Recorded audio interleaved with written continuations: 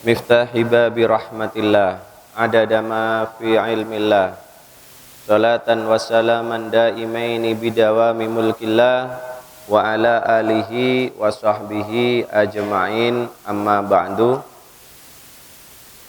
Para santri, kita lanjutkan kajian kita terhadap ayat-ayat Al-Quran yang mulai pagi hari ini kita pelajari satu surat yang tergolong surat Makkiyah, surat yang diturunkan oleh Allah pada saat baginda Nabi berada di kota Mekkah sebelum melaksanakan hijrah ke kota Madinah, yaitu suratul Luqman, surat Luqman.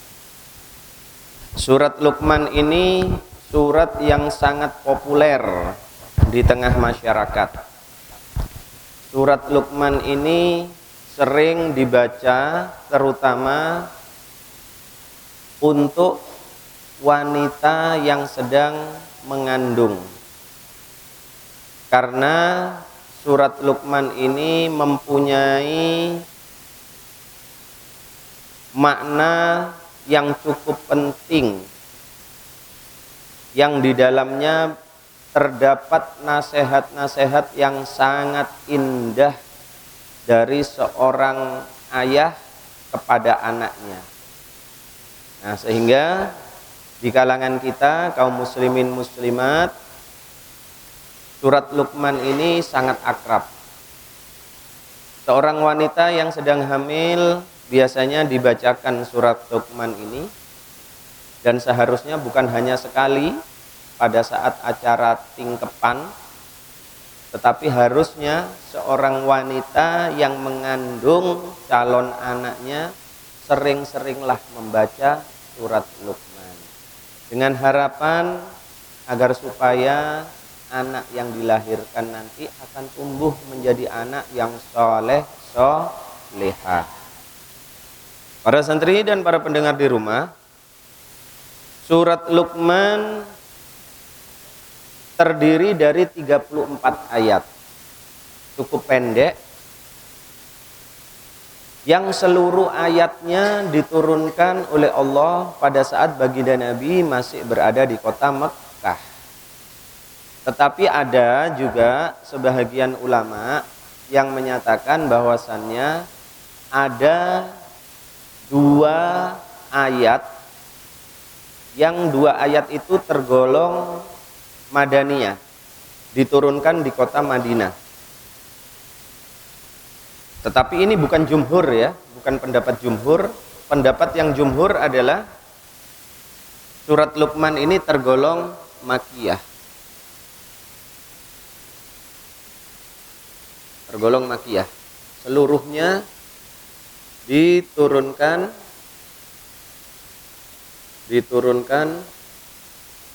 di Mekkah. Tapi ada sebahagian ulama yang berpendapat bahwasannya ada dua ayat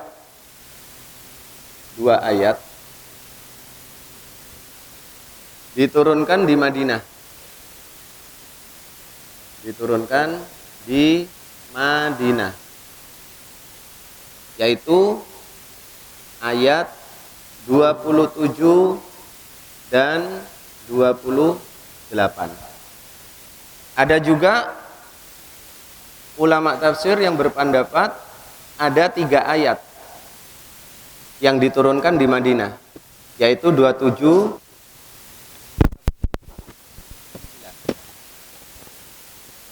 Kenapa? Ada sebahagian ulama yang menyampaikan ada 2 atau 3 ayat yang diturunkan di kota Madinah. Karena di 2 atau 3 ayat ini isinya adalah jawaban dari Allah yang disampaikan kepada baginda Nabi, jawaban dari Allah yang disampaikan kepada Nabi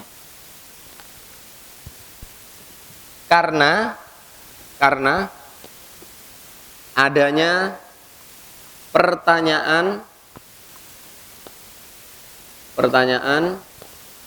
dari kaum Yahudi. Baik ya, perhatikan. Pendapat yang mengatakan 2 ayat atau 3 ayat di surat Luqman ini tergolong madaniyah, diturunkan di Madinah. Alasannya karena ayat 27 sampai 28 atau ayat 27 sampai 29 itu isinya jawaban atas pertanyaan kaum Yahudi yang disampaikan kepada baginda Nabi. Ini alasannya. Dalilnya seperti itu. Nah, sehingga alasan seperti ini dikatakan oleh jumhur, pendapat mayoritas ulama adalah pendapat yang lemah. Pendapat yang lemah. Kenapa dikatakan pendapat yang lemah? Karena seperti surat yang lainnya juga. Misalnya surat Al-Kahfi. Surat Al-Kahfi termasuk Makkiyah atau Madaniyah? Makkiyah.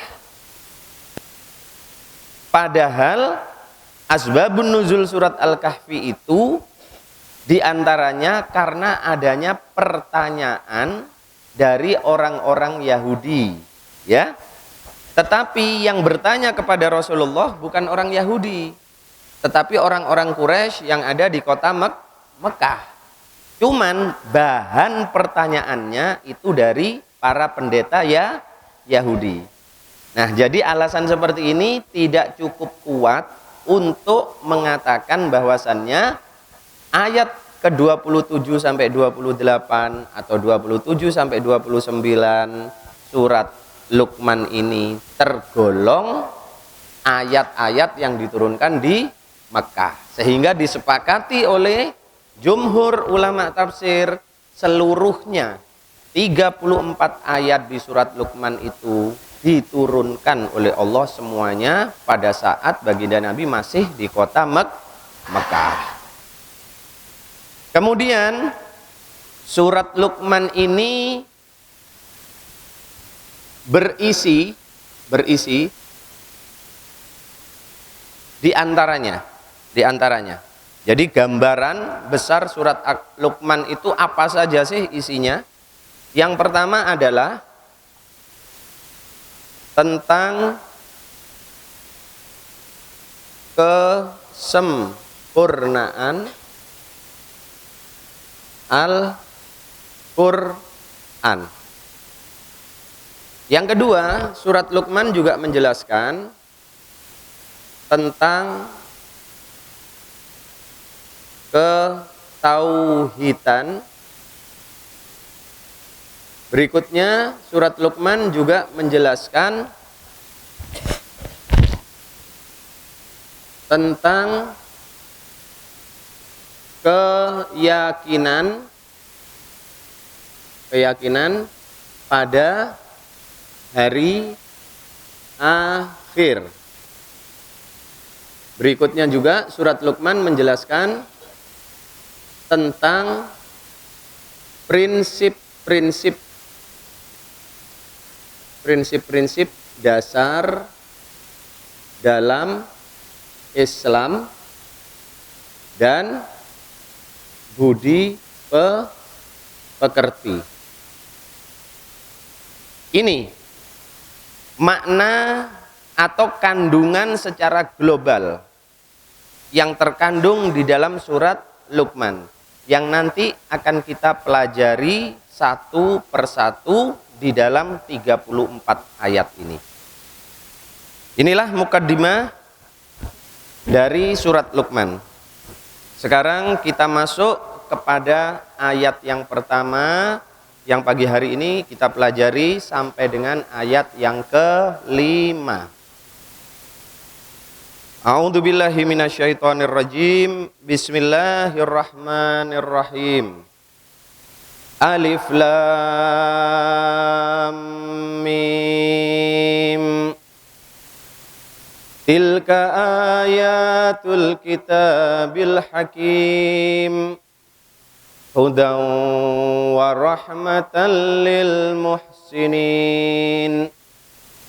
Alladzina yuqimunas salata wa yu'tunaz zakah wa hum bil akhirati hum yuqinun.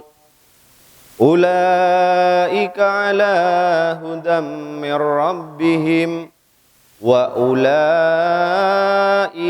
humul muflihun. Shadaqallahul adzim. Alif lam mim. Habib Isa sudah menjelaskan di surat-surat yang sebelumnya tentang ayat yang terdiri dari huruf-huruf seperti ini. Huruf-huruf seperti ini dinamakan dengan huruf-huruf muqatta'ah. Ini dinamakan dengan huruf-huruf muqatta'ah. Muqatta'ah. Huruf-huruf yang terputus. Artinya apa? Artinya huruf-huruf ini bukanlah merupakan rangkaian kata. Nah, para santri dan para pendengar di rumah, huruf-huruf seperti alif lam mim ini tidak dikenal maknanya di dalam kosakata bahasa Arab. Tidak dikenal. Dikenal dalam kosakata bahasa Arab. Sehingga harusnya nanti dengarkan dulu. Sehingga huruf-huruf seperti ini para ahli tafsir mayoritas ahli tafsir itu tidak berani untuk mengartikan apalagi mentafsirkan ayat yang terdiri dari huruf-huruf muqatta'ah. Maka sebahagian besar ahli tafsir kemudian apabila bertemu dengan ayat yang terdiri dari huruf-huruf muqatta'ah ini, beliau semua kemudian menyampaikan Allahu a'lamu bimuradih. Allah yang maha tahu untuk menerjemahkannya. Lebih mengambil sikap seperti itu. Tetapi para ahli tafsir apabila memaknai, mengartikan, mereka sebahagian besar tidak berani. Tetapi ada sebahagian juga, sebagian kecil yang mencoba-coba dan berani untuk mengartikan dan memaknakan alif, lam, mim. Ada yang mengartikan alif itu yang dimaksud adalah Allah. Lam itu yang dimaksud adalah Jibril. Mim yang dimaksud adalah baginda Nabi Muhammad. Ada yang mengartikan seperti ini. Sehingga maksudnya apa? Al-Quran itu adalah wahyu yang turun dari Allah, wahyu yang berasal dari Allah, yang diturunkan kepada baginda Nabi Muhammad Shallallahu Alaihi Wasallam melalui malaikat Jibril. Ini yang dimaksud. Tetapi sebahagian besar para ulama tafsir lebih memilih, beliau mengatakan Allahu a'lamu bimuradih.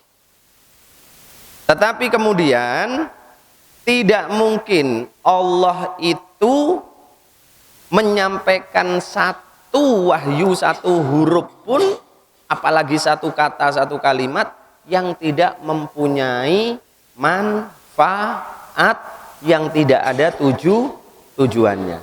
Sehingga yang kemudian disampaikan oleh para ulama ahli tafsir, apabila bertemu dengan huruf-huruf muqatta'ah seperti ini, beliau lebih menyampaikan persoalan tujuannya. Mengartikan, memaknai tidak, tetapi tujuannya yang disampaikan. Apa tujuannya? Maka tujuannya Allah di sini menunjukkan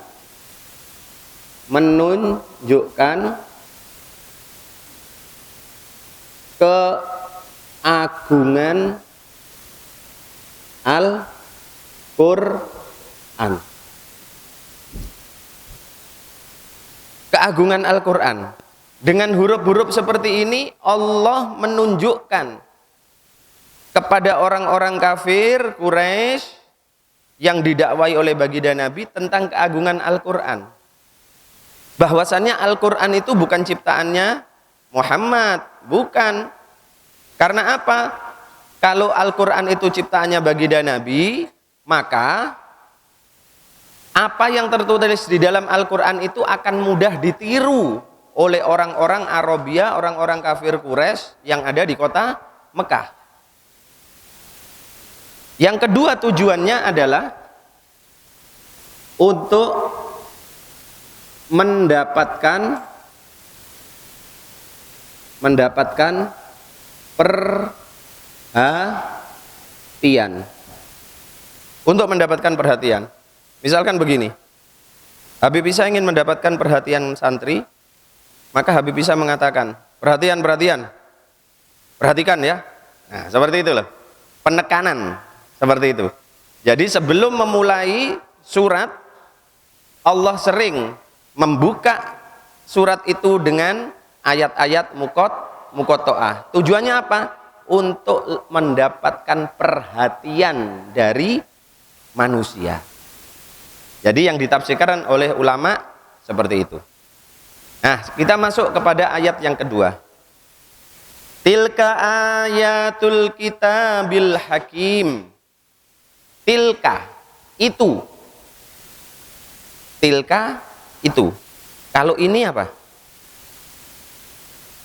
Hada. Tilka itu, ini hada. Kenapa kok pakai tilka? Kenapa kok tidak pakai hada? Kalau disebutkan tilka, itu kata petunjuk, tetapi yang ditunjuk itu jauh apa dekat?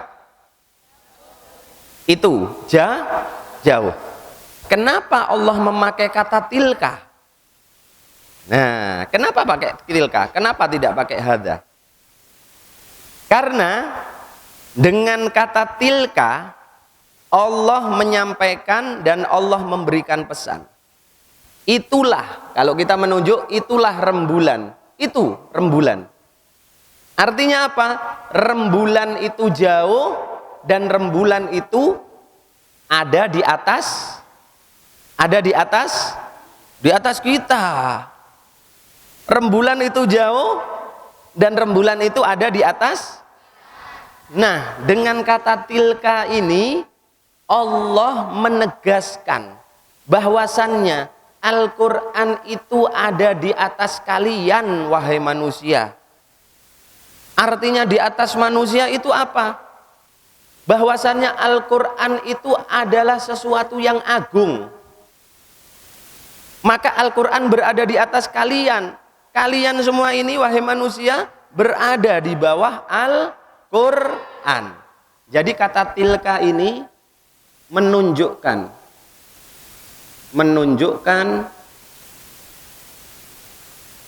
posisi Al-Qur'an yang berada di atas manusia.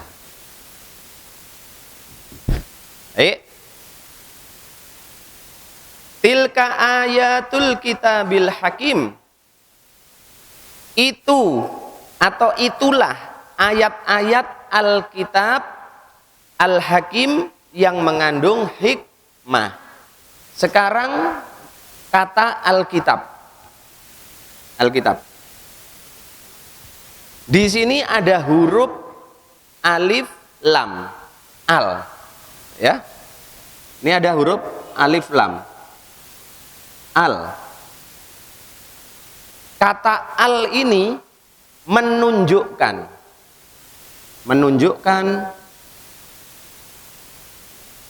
makna kesempurnaan apa?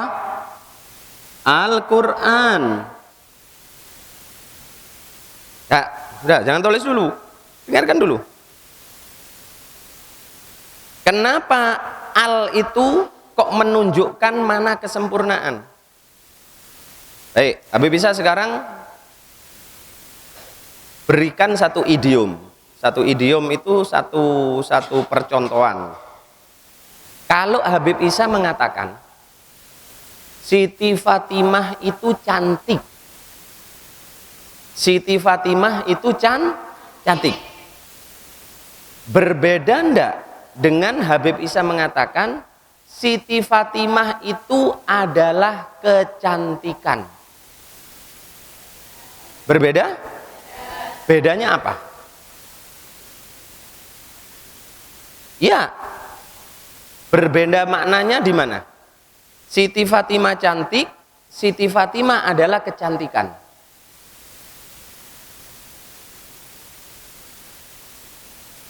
Sangat berbeda.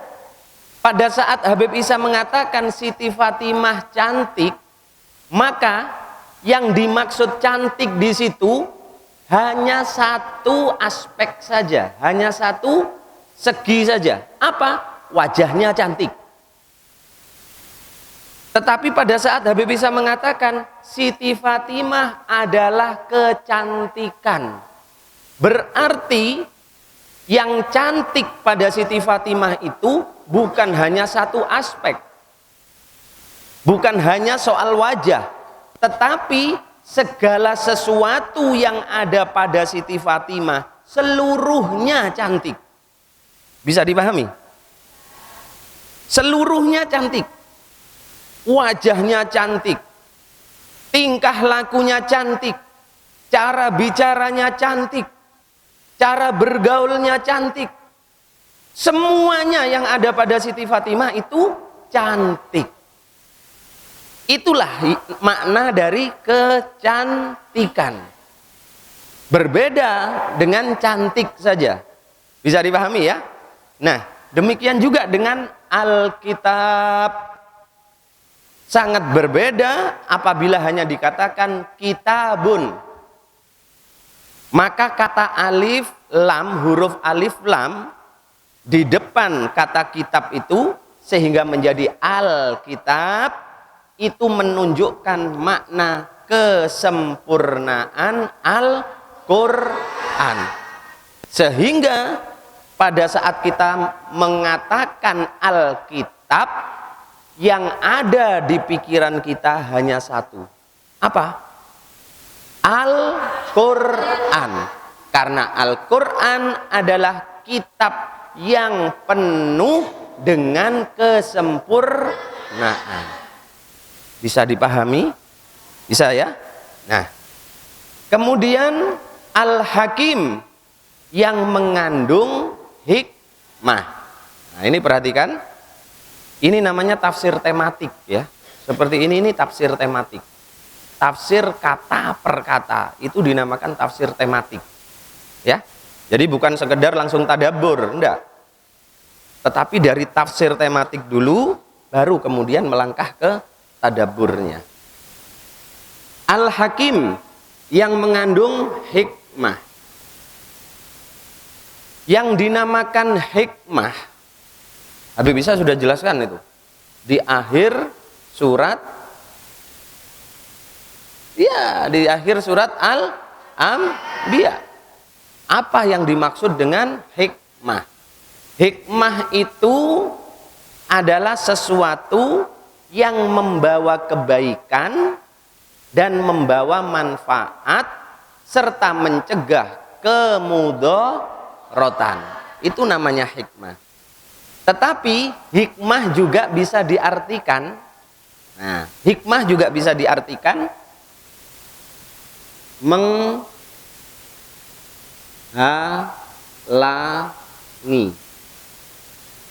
Ini perhatikan dulu, perhatikan biar paham. Hikmah diartikan juga menghalangi. Maksudnya apa? Maksudnya menghalangi terjadinya perbuatan zalim dan mudarat. Ini maksudnya, menghalangi terjadinya perbuatan zalim yang membawa mudarat. Itu juga mana hikmah. Nah, jadi seorang hakim, ya kan? Seorang hakim. Hakim itu apa sih? Hakim itu siapa? Orang yang memutuskan satu perkara. Orang yang memutuskan satu perkara itu dinamakan hakim. Nah, sehingga seorang hakim, kalau kita ikuti Al-Quran ini, maka hakim itu orang yang memutuskan perkara yang tidak menimbulkan apa? Mudarat. Maksudnya apa? Maksudnya yang benar dikatakan benar. Sebaliknya, yang salah dikatakan salah. Jadi perhatikan para santri dan para pendengar di rumah. Berarti seorang hakim itu dia mengemban tugas sesuai dengan namanya. Hakimun, memutuskan perkara yang penuh dengan hikmah. Artinya apa? Jangan sampai seorang hakim itu memutuskan satu perkara berdasarkan nafsunya. Maka seorang hakim harus betul-betul bijaksana. Yang memang bersalah, katakan dan putuskan bersalah. Tetapi yang benar, putuskan dan katakan itu benar. Nah, itu seorang hakim. Ya, jadi tilka ayatul kitabil hakim, itulah Al-Quran yang penuh dengan kesempurnaan, yang berisi ayat-ayat yang terkumpul dalam satu kitab yang penuh dengan kesempurnaan, tidak ada kekurangan sedikit pun, tidak ada kesalahan sedikit pun di dalamnya, karena turun dari yang maha sempurna, maka yang diciptakan juga sempurna. Itulah Al-Quran Al-Hakim yang mengandung hikmah. Artinya mengandung kebaikan bagi umat manusia. Seluruhnya Al-Quran itu isinya adalah kebaikan untuk manusia. Bisa dipahami? Nah, ayat 1 sampai 5 ini memang Allah menjelaskan tentang Al-Quran. Kemudian di ayat yang ketiga masih tentang Al-Quran. Al-Quran itu hakim, mengandung hikmah. Maksudnya ini adalah dzul hikmah. Dzul hikmah.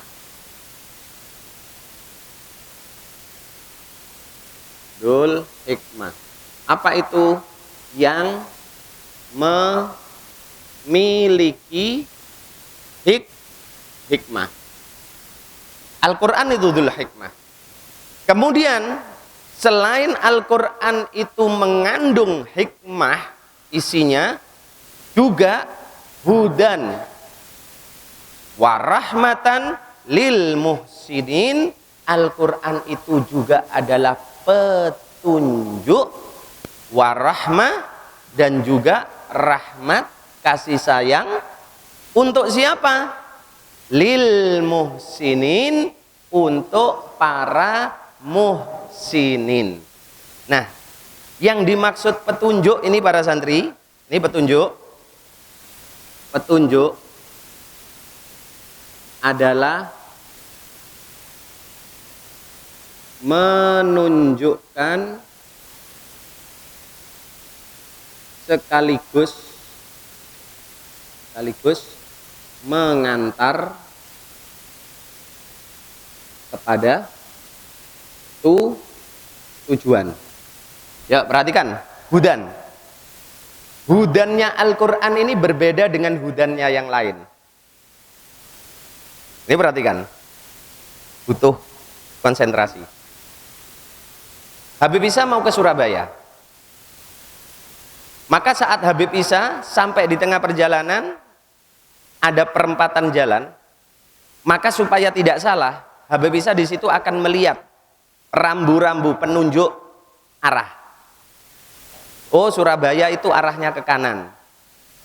Maka Habib Isa ngikut ke kanan atau enggak? Bisa ulangi. Jangan tulis dulu. Ini pahami pengertian Al-Quran. Habib Isa mau ke Surabaya. Begitu sampai di perempatan jalan, Habib Isa enggak tahu ini arah mau ke Surabaya ini kemana. Apakah lurus, ataukah ke kanan, atau ke kiri. Kalau balik enggak mungkin, pulang lagi berarti. Ya, pilihannya hanya 3. Lurus, ke kanan, atau ke kiri. Maka Habib Isa lihat rambu-rambu. Oh, ternyata Surabaya itu belok kanan itu arahnya, panah. Berarti Habib Isa ke kanan atau enggak? Ke kanan. Berarti Habib Isa mengikuti Tapi dijamin enggak Habib Isa nyampe Surabaya atau tidak? Dengan mengikuti petunjuk di jalan itu dijamin enggak Habib Isa nyampe Surabaya atau tidak? Nyampe? Nyampe? Nyampe juga? Ada yang berani mengatakan belum tentu nyampe, Habib? Ada yang berani mengatakan? Nah, yang berani itu yang sedikit dan itu yang betul. Belum jaminan Habib Isa akan sampai ke Surabaya. Karena apa? Karena itu petunjuk manusia. Hudan, tapi manusia. Bisa jadi Habib Isa nanti mengikuti arah jalan itu akan tersesat lagi. Akan salah jalan lagi. Pada saat ketemu sama pertigaan, ternyata di situ tidak ada penunjuk arahnya. Padahal Habib Isa mengikuti petunjuk yang pertama. Paham dong? Arahnya sudah benar nih, tak ikuti ke kanan. Tetapi ternyata nanti di tengah perjalanan ada pertigaan, kok di situ tidak ada petunjuk arah ke Surabaya. Berarti mengikuti petunjuk yang pertama belum jaminan Habib Isa nyampe ke tempat yang dituju. Bisa dipahami? Itulah petunjuk manusia. Tetapi hudan Al-Quran, Al-Quran sebagai petunjuk, Al-Quran tidak hanya memberikan petunjuk arah, tetapi Al-Quran juga mengantarkan sampai ke tempat tujuan. Contohnya begini, Habib Isa nyari rumah sahabat, rumah teman. Nggak ketemu-ketemu, kemudian Habib Isa berhenti, ada orang duduk-duduk di pinggir jalan. Assalamualaikum, waalaikumsalam. Pak, saya mau tanya. Oh iya, rumahnya Pak Paimin itu di mana ya? Pak Paimin siapa? Pak Paimin yang jual tempe itu. Ternyata orang itu tahu sama Pak Paimin, kenal. Maka orang itu mengatakan, rumahnya ini terus Pak lurus, nanti ada pertigaan Bapak belok kanan. Itu kalau petunjuk manusia, Habib bisa dibiarkan berangkat sendiri. Paham ya? Tapi kalau Al-Quran tidak. Maka orang itu mengatakan, oh rumahnya Pak Paimin itu ini lurus Pak, nanti pertigaan Bapak belok kanan. Ayo Pak, tak antarkan. Saya di depan naik sepeda, Bapak yang di belakang ngikuti saya. Itu Al-Quran. Memberikan petunjuk sekaligus mengantar sampai ke tempat tuh. Fahim tuh? Inilah petunjuk di dalam Al-Quran, atau Al-Quran dikatakan sebagai hudan. Jadi orang yang mengikuti petunjuk Al-Quran dijamin orang itu pasti nyampe ke tempat tujuan, tidak akan pernah tersesat. Fahim tum? Ini bedanya Al-Quran sebagai petunjuk atau petunjuk dari selain Al-Quran. Paham ya? Jadi menunjukkan sekaligus mengantar kepada tujuan, sehingga pasti nyampe. Tujuannya apa? Kalau kita mengambil Al-Quran sebagai petunjuk, tujuan kita ini apa? Ya, ya kebahagiaan dunia dan akhirat. Tuh. Kemudian rahmat. Rahmat sudah Habib bisa jelaskan panjang lebar di akhir surat Al-Anbiya. Ya, Habib bisa tidak ulangi lagi. Kemudian petunjuk dan rahmat Al-Quran itu diperuntukkan bagi siapa? Lil muhsinin, yaitu bagi orang-orang yang muhsin. Muhsinin ini jamak. Muhsinin itu jamak dari muhsin. Ya, muhsin. Jamak dari muhsin. Artinya apa? Orang yang berbuat baik. Sudah cukup ini artinya orang yang berbuat baik? Tidak cukup.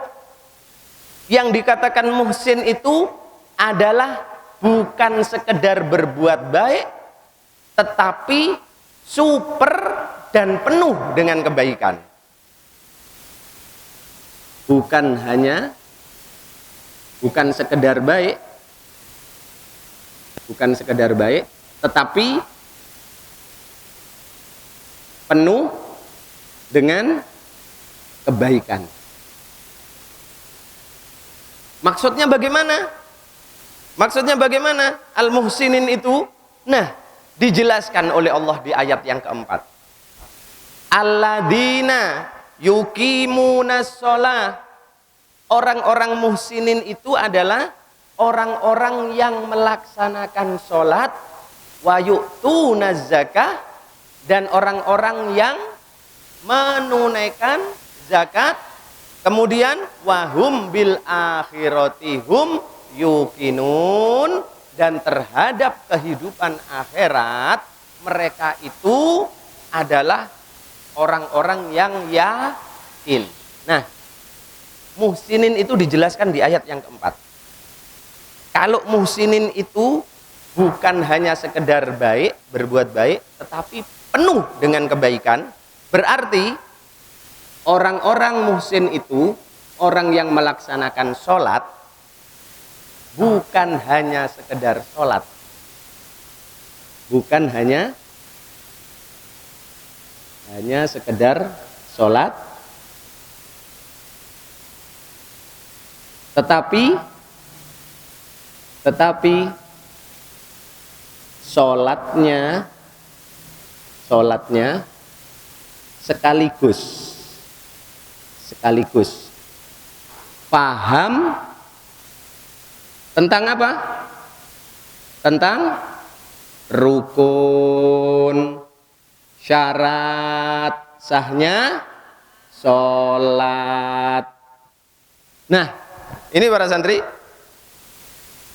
orang yang tergolong muhsinin itu dikatakan oleh Allah 3 di antara tandanya, sebahagian kecil ini Allah menyampaikan tanda-tanda orang muhsinin, yaitu orang yang melaksanakan sholat, tetapi bukan hanya sekedar sholat.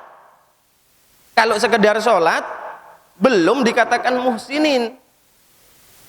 Sholat, tetapi sholatnya biasa-biasa saja, bukan muhsinin. Orang yang muhsinin itu dia sholat, kemudian sholatnya berkesinambungan, artinya istiqomah, tidak pernah ada lubangnya. Kemudian dia sholat, dia mengerti rukun-rukun sholat, syarat-syarat sahnya sholat. Itu baru dikatakan muhsinin. Sehingga dia bisa khusyuk di dalam sholatnya. Nah, jadi bukan hanya sekedar sholat. Yang kedua, wa yu'tuna zakah, dan menunaikan zakat. Bukan hanya sekedar zakat yang dikatakan muhsinin itu, tetapi orang yang mengeluarkan zakat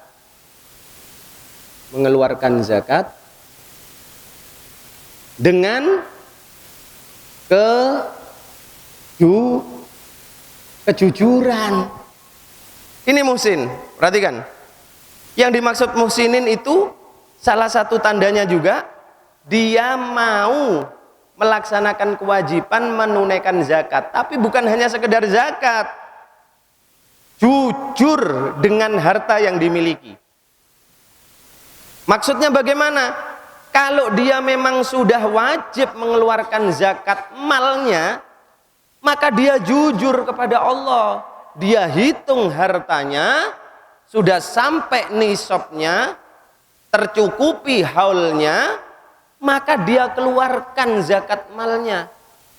Bukan mate urip, zakat fitrah kepada Allah terhadap harta yang dimiliki. Tapi muhsinin, saat dia mampunya hanya zakat fitrah, dia zakat fitrah. Tetapi begitu Allah berikan rezeki yang melimpah kepada dirinya, sehingga dia menghitung hartanya, kemudian dia keluarkan zakat malnya. Itu muhsinin. Paham dong? Ya. Dan yang ketiga, orang muhsin itu kepada kehidupan akhirat. Datangnya hari akhir, dia yukinun, dia itu yakin. Yakin itu apa? Yakin percaya? Berbeda. Yakin itu berbeda dengan percaya. Yakin tidak sama dengan percaya. Nah, perbedaannya apa, Habib? Sangat berbeda. Kalau percaya, bisa jadi orang yang percaya suatu saat akan muncul apa? Keraguan. Orang yang percaya itu, para santri, para pendengar di rumah, suatu saat dia pasti akan muncul keraguan. Misalkan santri percaya sama Habib Isa, yakin pasti itu. Kalau percaya, suatu saat akan muncul di benak kalian keraguan. Kalian percaya enggak sama Habib Isa? Percaya? Tapi pada saat kalian mengerjakan ujian, kemudian Habib Isa koreksi dan Habib Isa kasih nilai, pasti muncul keraguan di benak kalian. Ah, aku kok dapat sekian ya? Perasaan jawabanku ini sepertinya sudah benar semua. Tapi kok dikasih nilai sekian sama Habib Isa cuma 85. Harusnya nilaiku ini 100. Bisa nggak seperti itu? Ya. Karena itu percaya. Tetapi kalau yakin, nah ini berbeda. Keyakinan itu adalah percaya dengan tidak memberi kesempatan adanya apa? Keraguan. Inilah yakin. Jadi berbeda sekali. Yukinun, orang yang yakin itu berbeda dengan orang yang percaya. Sangat berbeda. Jadi kalau kalian mendapatkan kepercayaan seseorang, jangan bangga. Karena apa? Suatu saat orang yang percaya kepada kalian pasti akan ada keraguan. Seorang istri yang percaya kepada suaminya, pasti suatu saat istri akan ragu kepada suaminya. Pasti akan muncul keraguan sehingga membuat dia berkurang kepercayaannya. Ya apa enggak? Tetapi kalau yakin, nah keraguan-keraguan itu sudah terbuang. Sudah dihilangkan semua. Maka apa? Yang ada hanya yakin. Sehingga sedikit pun tidak ada keraguan. Orang muhsinin terhadap hari akhirat sama sekali tidak ada keraguan. Dia yakin bahwasannya setelah kehidupanku ini aku akan dimatikan oleh Allah, setelah itu aku dibangkitkan hidup lagi oleh Allah, dan setelah itu aku akan diadili oleh Allah, setelah itu aku akan mendapatkan balasan sesuai perbuatanku saat di dunia. Apakah surga ataukah neraka, apakah kenikmatan ataukah kesengsaraan. Itu orang muhsinin, tidak ada keraguan terhadap akhirat. Sehingga muhsinin inilah yang kemudian dikatakan oleh Allah, ulaika ala hudam mir rabbihim, mereka itulah yang berada di atas petunjuk Tuhannya, wa ulaika humul muflihun, dan mereka itulah orang-orang yang beruntung. Muflihun ini apa sih? Orang yang beruntung itu apa sih? Oh, ini tafsir tematik seperti ini. Muflihun itu apa? Orang dikatakan beruntung itu orang yang mendapatkan sesuai yang diharapkan atau diinginkan. Bisa kasih contoh? Pak Tani nanam semangka. Pak Tani nanam bibit semangka. Pak Tani itu harapannya apa? Pak Tani yang nanam bibit semangka. Maka yang diharapkan oleh Pak Tani itu apa? Buah semangka buah semangka yang bagus, kualitasnya bagus, yang gede-gede, kan begitu. Kalau dia tetap tumbuh semangka, tapi semangkanya kecil-kecil, kira-kira sesuai yang diharapkan enggak? Orang muflih itu, orang yang beruntung itu mendapatkan apa yang diharapkannya. Pada saat semangka tadi tumbuh menjadi buah yang besar-besar, warnanya merah, manis, maka Pak Tani tadi dikatakan sebagai petani yang beruntung, yang muflihun. Karena apa? Yang didapatkan sesuai dengan yang diharapkan dan sesuai dengan jerih payah. Itulah orang yang beruntung. Kita kaum muslimin muslimat, yang kita harapkan apa? Ojo surga ngono tok ta. Oh, uripmu ndek donya ae sik durung jelas kok. Kok wis mencolot sing durung ketok. Yang jelas yang kamu alami ini loh setiap hari. Ya, bagi seorang santri yang diharapkan mendapatkan ilmu, dan bukan hanya sekedar ilmu, tapi ilmu yang barokah, ilmu yang bermanfaat.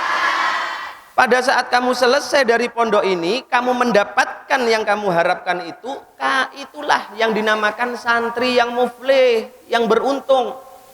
Tetapi keluar dari sini tetap lola, lolo, melonga, melongo. Itu santri sing soro itu, ya. Nah, kita sebagai muslimin muslimat, maka harapan kita ojo langsung surga, kesusu ya awakmu iki. Dunya durung jelas kok surga. Berarti apa yang kita harapkan sebagai kaum muslimin muslimat? Fit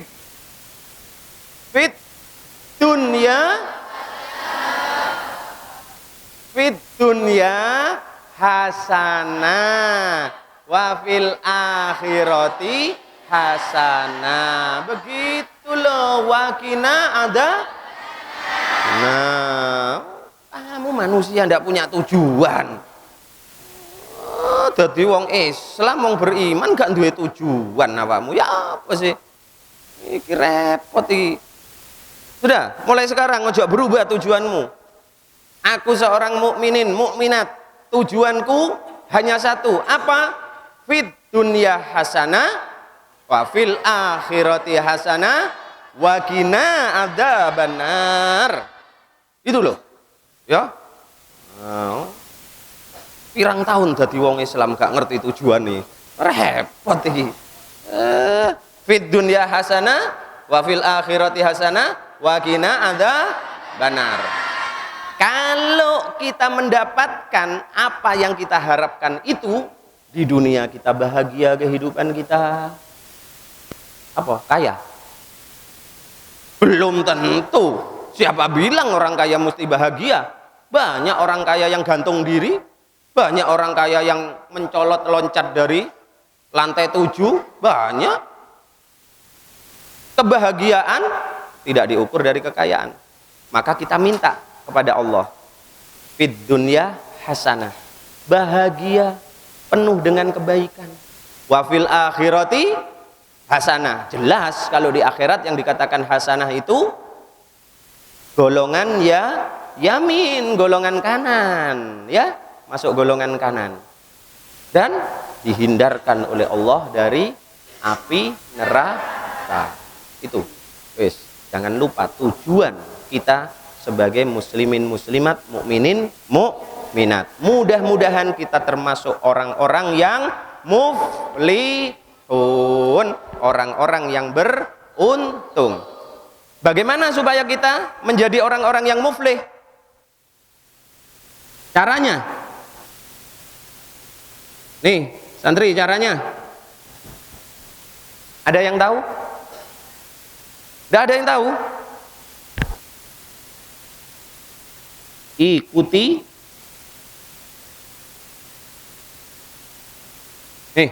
apa? Ikuti Al-Qur'an. Bagaimana supaya bisa mengikuti Al-Qur'an? Pahami, pelajari Al-Qur'an itu.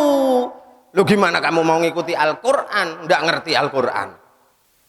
Ya, pelajari dan pahami, baru kalian bisa mengikuti Al-Qur'an. Caranya bagaimana? Pelajari, pahami. Caranya pelajari, pahami bagaimana? Dengarkan kajian Al-Qur'an ini biar kalian bisa pahami, gitu loh. Ya, dengarkan ini, ikuti pelajarannya ini supaya kalian bisa memahami Al-Qur'an. Kalau sudah memahami, kalian bisa mengikuti Kalau kalian sudah mengikuti Al-Qur'an, insya Allah kalian akan menjadi manusia-manusia yang muflihun, manusia yang beruntung. Amin ya rabbal alamin. Wallahu a'lam bissawab. Bismillahirrahmanirrahim. Allahumma salli wa sallim wa barik ala sayyidina Muhammad wa ala ali sayyidina Muhammad. Allahumma inni saudatuka ما علمتنيه فردده علي عند حاجتي إليه وصلى الله على سيدنا محمد وعلى آله وصحبه وسلم والحمد لله رب العالمين. Akhirul kalam, wassalamualaikum warahmatullahi wabarakatuh.